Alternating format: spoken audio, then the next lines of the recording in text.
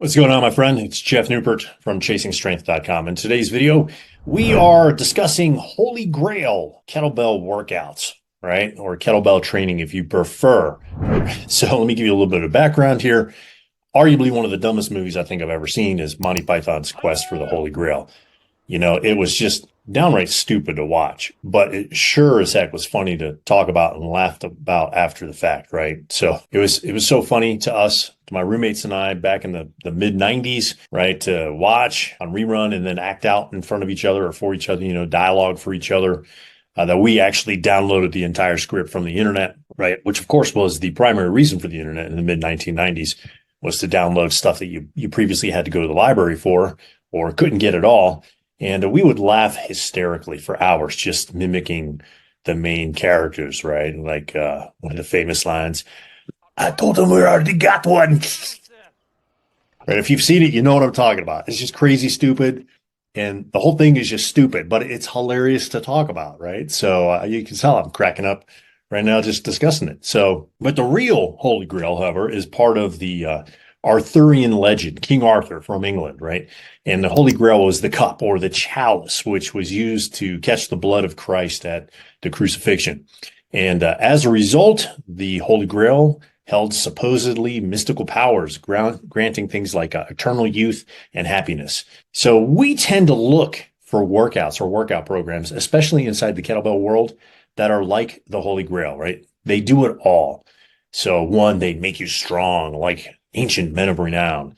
Number two, they peel the fat away from your body, revealing rock hard muscle definition like a Greek god statue. And number three, they grant you android-like work capacity so you can run, ruck, race, and bike nearly forever, barely breaking a sweat or getting out of breath. Now, obviously you can tell I'm, again, exaggerating a little bit, but that tends to be the dominant mindset inside old kettlebell world here. But like the Holy Grail, like these workouts, these training programs, they're really just the stuff of legend. Or are they?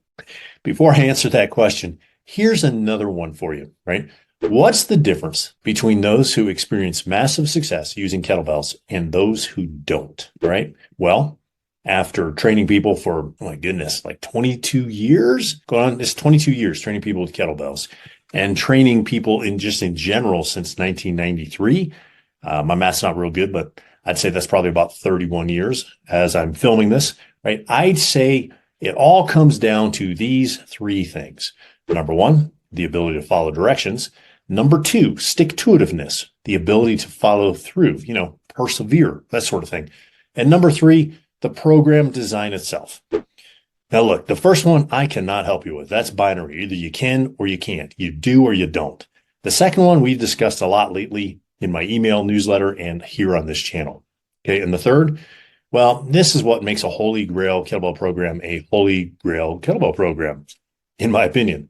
Notice how I said a and not the or the, depending on where you're from. Okay. And that's because this changes from person to person at different times in his or her life, depending on his or her circumstances. Let me repeat that just in case you missed. That changes. The Holy Grail kettlebell workout program changes from person to person at different times in his or her life, depending on his or her circumstances. See, it's critical that you get that concept, okay? Otherwise, you're going to be bamboozled by marketing and be disappointed, okay? And waste your time and money. Let me phrase this a different way. Your Holy Grail kettlebell workout program will most likely change over the course of your life. Here are some examples of what I mean. Example number one.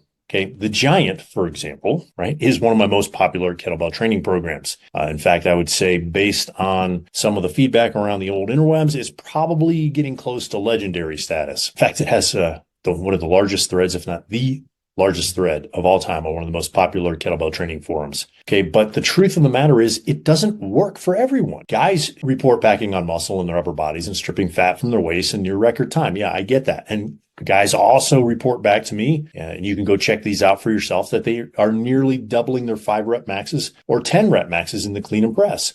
And in fact, some report more. But again, as I said, it's not for everyone. In fact, just last week, I got an email from a gentleman who had a pre-existing shoulder condition, right? And he used the Giant for a little while, but he had to stop. Why? Because the presses caused him pain. They made his shoulder worse, but he pushed through it anyway, and he got continually worse. Okay. And eventually the shoulder pain got so bad that he had to stop. Okay. Now, not surprisingly, he did not get the results he was looking for or that most people experience with a Giant. Why? Because active pain increases what we call systemic inflammation, which research has shown, causes muscle loss and fat gain. I'm not going to go into the mechanisms here. You can go research that for yourself, or maybe we'll discuss it in another video, but suffice to say that it does. So as a result, he was disappointed that he could only do Turkish get-ups, goblet squats, and swings, right? The basic 3 single kettlebell exercises. But by his own admittance, he was actually shocked when he lost 3/4 of an inch off his waist. So what happened? Well, he stopped pushing into pain and started reversing the inflammatory process. And as a result, the things that were supposed to happen actually happened. He started losing fat from his waist. Example number 2, timed rest periods and fixed sets and reps versus auto-regulation. When I first started lifting, I never timed my rests. I did my next set either when I felt ready to go or when my training partner was done with his set. And truth be told, I made exceptional gains.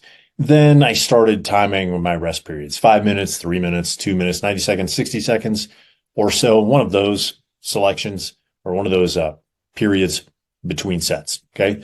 And you know what? Gains were okay. I was fine with that.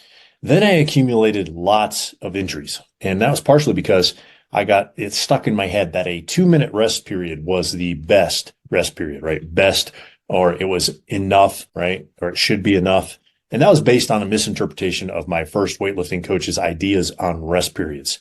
Well, now, what about now? Well, now I primarily use auto-regulation. So what that means is I rest between sets and doing as many sets as I like based upon qualitative factors that I bring with me into the training session itself. So how much sleep did I get the night before? What kind of fatigue am I feeling from not sleeping, getting enough sleep, the previous training session, right? My heart rate, physiological state, those types of things. That's what I mean by auto-regulation. Now, many others over 35, 45, and into their 50s and 60s have actually found the same thing. Auto-regulation of a training program produces better results for them than programs with strict sets, reps, and rest periods. All right, example number 3, 45 to 60-minute workouts versus 20 to 30-minute workouts. When I didn't have kids, 45 to 60-minute training sessions were common, right? They were the norm. Then we had my son, and my training sessions dropped down to 20 to 30 minutes due to increased stress and lack of sleep, right? If you've had a newborn, you know exactly what I'm talking about. In fact, it pretty much doesn't change for about the first 2 years of their life. And then if you stick another one, right, in the mix in that 2-year period, now you suddenly have about a 4 or 5 year period, depending on how well your kids are sleeping or not sleeping, as the case may be. So that is a deadly combo. Lack of sleep, lack of energy, right? No time to train. It's a deadly combo against the gains, right? If you're familiar with this channel, we use gains, take gains very seriously around here. G-A-I-N-Z, gains, bruh. So shockingly to me, when I made this transition, I actually felt pretty refreshed after those shorter workouts. It's almost like I had been missing something, or I needed this particular circumstance in my life to have an aha moment instead of constantly pushing myself into 60-minute workouts and sometimes beyond, which many times I ended up getting hurt because I was just pushing into, through, and past fatigue. So imagine that. Less time, more results. It's something that most of us just cannot wrap our heads around because we've been brainwashed by the mainstream fitness media, right? Media? What's a media?